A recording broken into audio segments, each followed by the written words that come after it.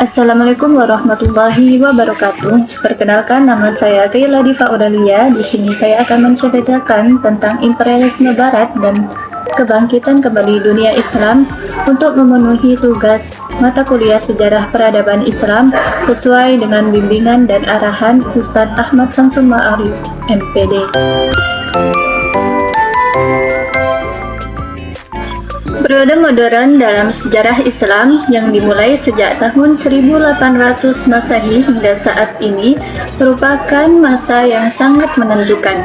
Masa ini diawali dengan kondisi dunia Islam yang secara politik berada di bawah penetrasi kolonialisme dan imperialisme Barat. Urutan dan kemunduran terjadi pada abad ke-18. Dunia Islam memasuki babak baru ini dalam keadaan sangat lemah, terutama setelah mengalami kemunduran di periode sebelumnya. Kelemahan ini terjadi karena tiga kerajaan Islam terbesar di dunia mengalami keruntuhan. Yang pertama adalah Kerajaan Safawiyah yang terletak di Persia.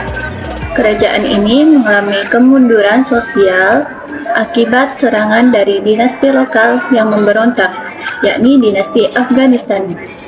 Kekuasaan mereka berakhir sekitar tahun 1750 Masehi. Kedua adalah Kerajaan Mughal yang terletak di India. Kerajaan ini melemah setelah masa pemerintahan Aurangzeb, mendapat serangan dari pemberontakan Hindu yakni Sikh dan Maratha. Di awal abad ke-19, Mughal benar-benar jatuh di bawah kekuasaan Inggris. Yang ketiga adalah Kerajaan Turki Utsmani yang terletak di Turki. Kerajaan ini meskipun menjadi kekuatan Islam yang terakhir dan disegani, Turki Utsmani terus merosot hingga dijuluki oleh orang sakit dari Eropa, The Sick Man of Europe. Kekalahan telah Turki Utsmani dalam serangan ke Wina pada tahun 1683 Masehi menjadi titik balik yang menyadarkan Eropa bahwa kekuatan Islam sudah jauh lebih melemah. Oleh karena itu, kekalahan besar disimpulkan terjadi karena para penguasa Muslim terperangkap dalam kemewahan dan perebutan kekuasaan. Serta yang paling fatal adalah mereka mengabaikan pengembangan ilmu pengetahuan dan teknologi. Renaissance Barat, kebangkitan Eropa. Pada saat yang sama, Eropa mengalami kebangkitan atau Renaissance yang sangat besar. Mereka berhasil menemukan jalur laut baru ke timur, seperti yang dilakukan Vasco da Gama melewati Tanjung Harapan pada tahun 1498 Masehi, sehingga tidak lagi tergantung pada jalur darat yang dikuasai umat Islam. Selanjutnya, negara Eropa mencapai kemajuan teknologi militer dan industri perang yang sangat luar biasa. Dampak dari kebangkitan Eropa ini, perekonomian Eropa menjadi maju dengan sangat pesat melampaui Islam dan membuat Eropa menjadi penguasa lautan dan perdagangan dunia. Imperialisme Barat terhadap dunia Islam, kelemahan internal Islam yang bertepatan dengan kekuatan Eropa melahirkan imperialisme. Negara-negara Islam satu persatu jatuh ke tangan penjajah. Wilayah yang pertama disebut adalah wilayah dengan yang kaya akan sumber daya alamnya seperti di Asia Tenggara dan anak benua India. Di Asia Tenggara, kerajaan seperti Malaka jatuh ke tangan Portugis pada tahun 1511 Masehi. Sementara perlawanan dari umat Islam saat itu masih bersifat lokal dan sporadis dan tidak terorganisasi secara terpusat. Lalu benturan fisik dan politik yang sangat hebat dengan Barat akhirnya menyadarkan tokoh-tokoh Islam bahwa mereka memang sudah tertinggal sangat jauh. Kesadaran ini memicu gerakan reformasi dan kebangkitan kembali dunia Islam di berbagai wilayah, yakni Turki, Mesir, India, dan lain-lain.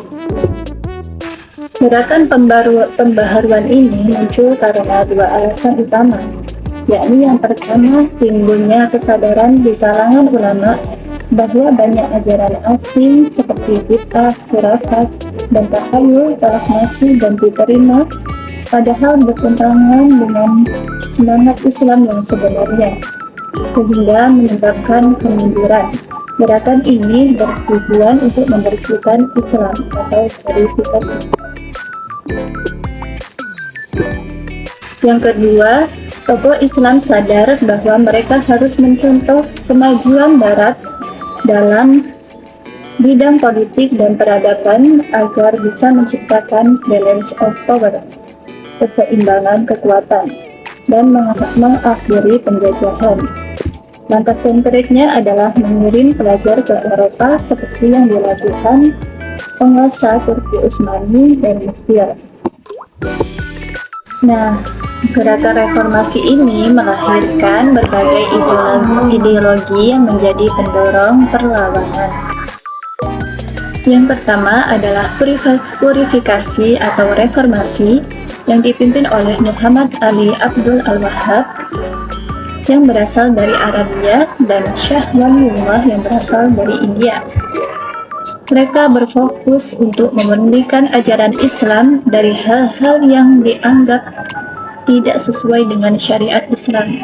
Contohnya seperti bid'ah dan khurafat.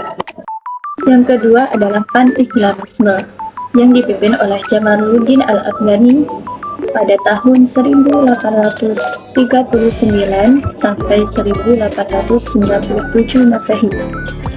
Mereka berfokus menyatukan seluruh umat Islam dengan melakukan persatuan sedunia untuk melawan dominasi Barat dan meninggalkan perselisihan internal. Yang ketiga, gagasan nasionalisme yang dipimpin oleh Muhammad Abduh dari Mesir, Muhammad Ali Jinnah dari India, dan Insinyur Soekarno dari Indonesia. Mereka berfokus untuk mendorong rasa cinta bangsa dan perjuangan kemerdekaan berdasarkan kesamaan wilayah, budaya, dan bahasa untuk membebaskan diri dari penjajah. Gerakan pan-Islamisme akhirnya memudar dan digantikan oleh nasionalisme di berbagai negara seperti di India oleh Partai Kongres Nasional.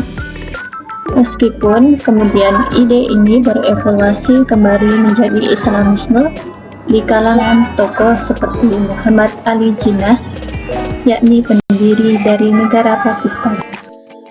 Oleh karena itu, perjuangan yang dipimpin oleh tokoh-tokoh seperti Hos Cokroaminoto dan Soekarno di Indonesia adalah cerminan dari gerakan nasionalisme di seluruh dunia Islam. Upaya keras ini akhirnya membuahkan hasil. Pada pertengahan abad ke-20, banyak negeri Islam yang berhasil merdeka dari kekuasaan asing.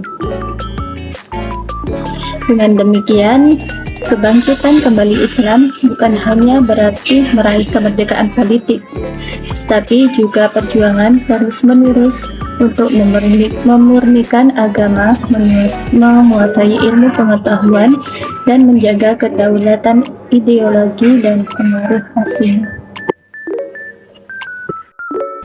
Demikian cerita singkat dari saya. Apabila ada salah kata, saya mohon maaf. Akhirul kalam, wassalamualaikum warahmatullahi wabarakatuh.